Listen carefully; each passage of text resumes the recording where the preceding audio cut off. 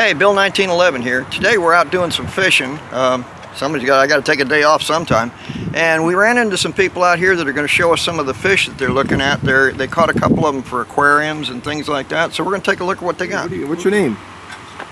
Abner. Abner and Elizabeth. Elizabeth. Pleased to meet you guys. Abner, how are you today? Tell me about this fish you got there, Abner. See, it's just a little jewel cichlid. Has the green dots. It's Very cool. aquarium fish. Aquarium fish, okay. Let's see if I can get a different one.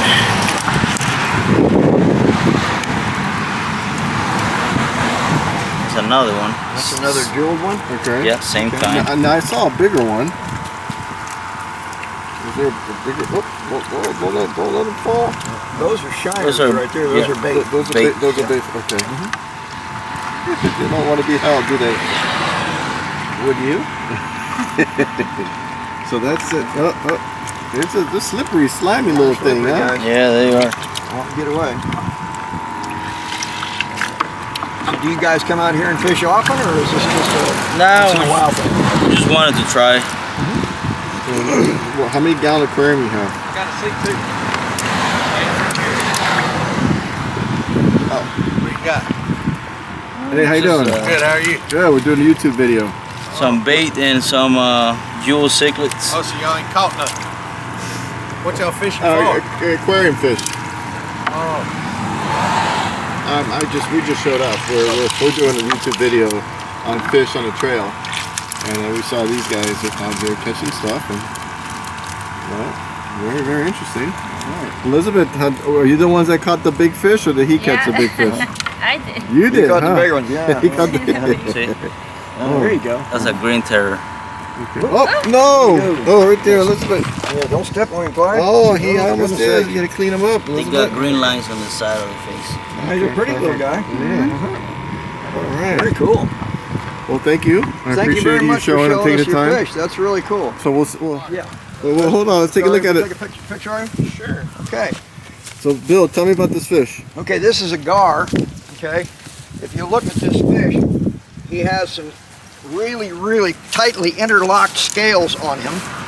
And these things are so tough, alligators won't even bite them because they can't get through those scales. Wow. This is one rugged little fish. Now, the Mikasukis, they eat these things. They kind of cut them up. They cut them like in donuts, you know, they just cut across. And then they go ahead and they have a certain way of cooking it, butter and garlic and all that. And they turn out really, really good. I've had it before, and it does taste delicious. You caught something. What'd you catch? What a monster. Wow, what a pretty fish. All right, this is called a red-breasted perch.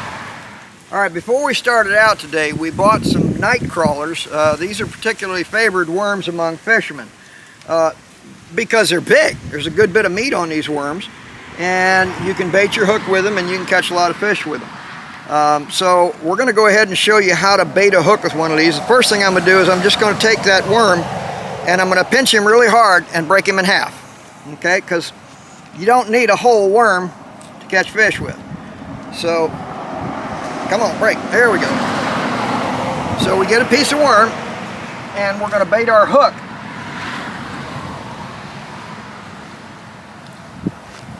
Hopefully not with my finger, that is.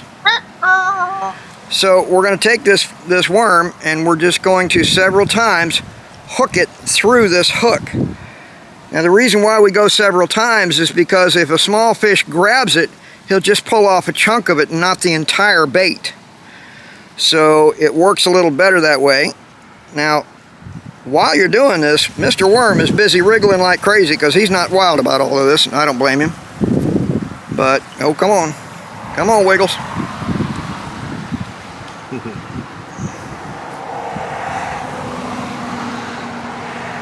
Okay, that's got our hook baited. And now we're just going to take it out and toss it in the water and see what bites on it.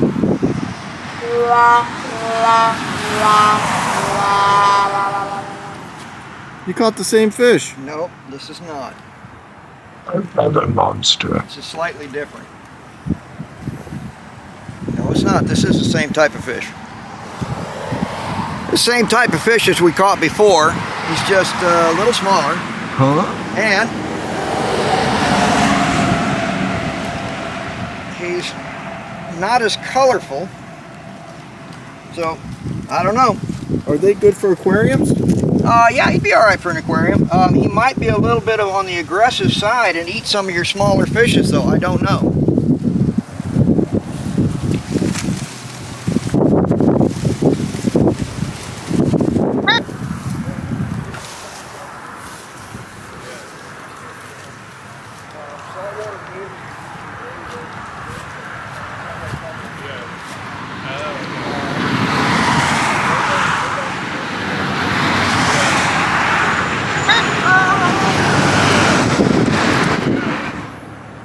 How you doing?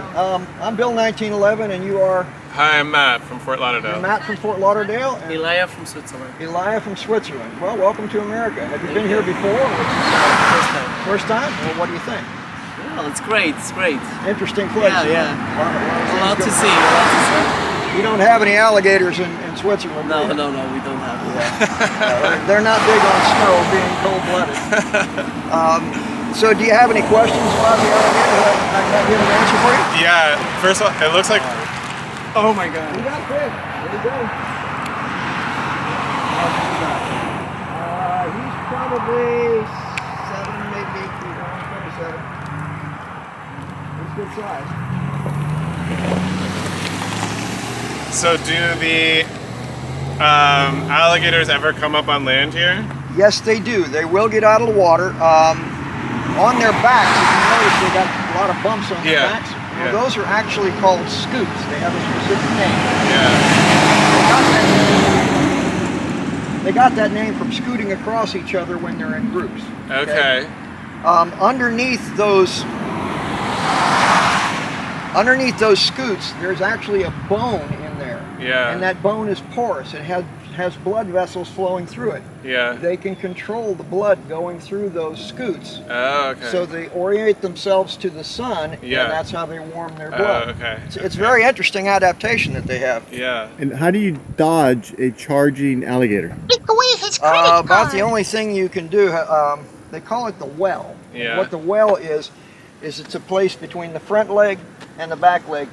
Get as close to his side as you can, and if you can, lay on top of him if you have to. But if you're in that well, he can't get his head or his tail around. Yeah. The head isn't the only threat with those things. They can break your leg with their tail with one slap. That tail is phenomenally strong. And they can't turn quickly, so you could dodge them Correct. quickly. They can't turn fast, so Okay. they go sideways. Yeah, when they come, you run away zigzagging. Is it safe to get closer to that one?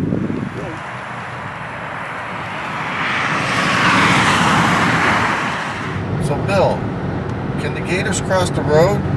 Yes, they can. Do they ever get hit by cars? Yes, they do. Deer get hit by cars. We've had black bears actually get hit by cars here on Tamiami Trail. There's a place, well, it's quite a ways behind us. It's called the Airboat Association of South Florida. And they have their own little private land there and their airboat launch landing. And they had a black bear get hit by a Honda Civic out there, and it absolutely totaled the Civic. There was very little left of the car. The bear was killed, unfortunately, but it just wiped that darn thing out. Right now, we're passing a place called Monroe Station. On that side of the road, on the far side of the road over here, back during World War II, all of the cypress trees in this area were clear cut, and they were used to make PT boats, like the one that John F. Kennedy served on. The stringers in those PT boats, those were made of cypress wood. So if you look, if you can get the camera around fast enough, they've grown back to this point. But for a long time, there was nothing there after World War II. This is just somebody's driveway, and this is a culvert that allows the water to flow underneath the driveway. Did you call it a weir? No, a weir is like a little dam. This is not a weir. It's small. Yep, he's small. The same fish. Do you no, this is not. This is called a crappie. But how do you possibly catch a fish that small on a hook that darn big? That's the same fish that you caught like 30 miles ago. No, he's different. He swam all the way over He's a here. different species. This is a crappie. Believe it or not, that fish is the same species as the black bass. Brim, crappie, warmouth, they're all part of the same family. What kind of bird is that? You probably can't see them real well. That is called an anahinga bird. It means snake bird, and it's because of what they have to do. That's one of the very few waterfowl that does not have oil glands for its feathers. So unfortunately it gets waterlogged and has to literally crawl out on the bank, and it kind of wriggles up trees and then spreads its wings out like that to dry its feathers. If its feathers are wet, it can't fly. Joni's Blue Crab Cafe.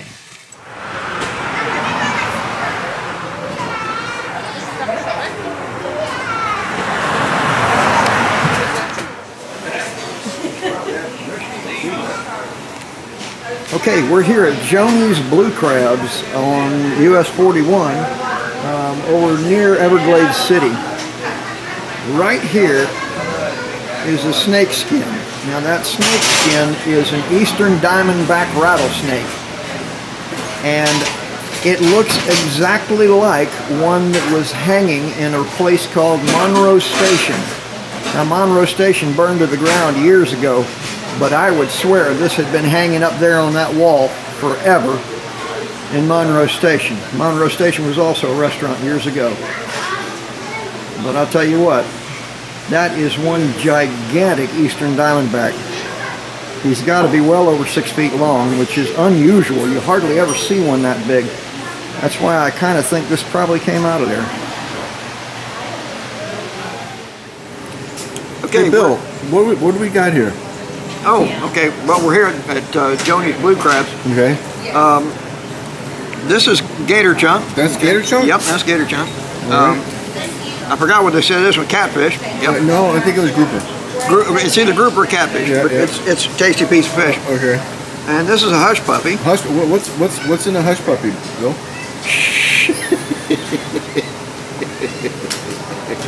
What else is there? More. Is there a frog something? Oh yeah, there's frog legs in here too. This here's frog legs. You're not gonna eat that, are you? Oh heck yeah, I want to eat Yeah, that. let me see you eat that. Ooh. Oh, Delicious. what does it taste like? Tastes like frog legs. Right on here. What do you think it is, Bill? Yeah. Gentlemen, is this yours? Yes. Well, that's one of two things. I would say that's either a banded water snake or a cottonmouth moccasin. Oh, really? They're hard to Poisonous? tell them apart. If it's a moccasin, yeah, they're very poisonous.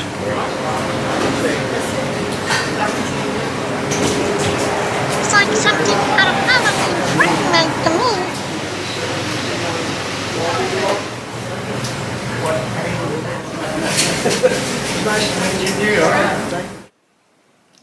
Hey everybody, I'd like to take this opportunity to thank some of the folks that made this video possible for us. We'd like to thank Abner and Miss Elizabeth for showing us their little fish that they caught to put in their aquarium.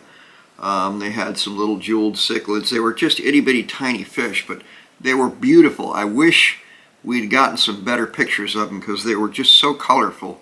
The iridescent blues and greens, they were really gorgeous.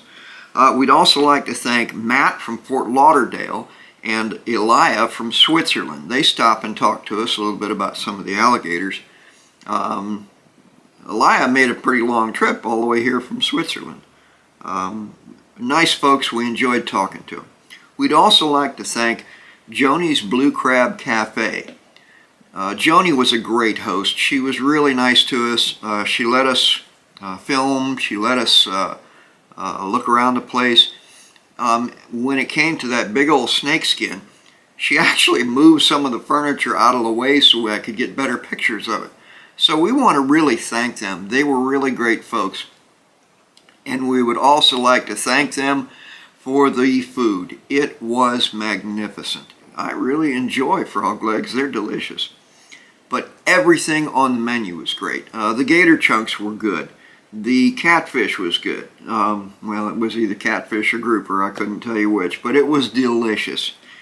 And the frog legs were magnificent. Sorry about that. And the hush puppies were great too. Everything was wonderful. So we want to thank the folks at Joni's Blue Crab Cafe. If you're ever on Tamiami Trail, headed west, when you get to the far end of the town of Ochapi, just before State Road 29, make sure you stop in to Joni's Cafe, Joni's Blue Crab Cafe. They are delicious. They're on the north side of the road, and all the food was fantastic.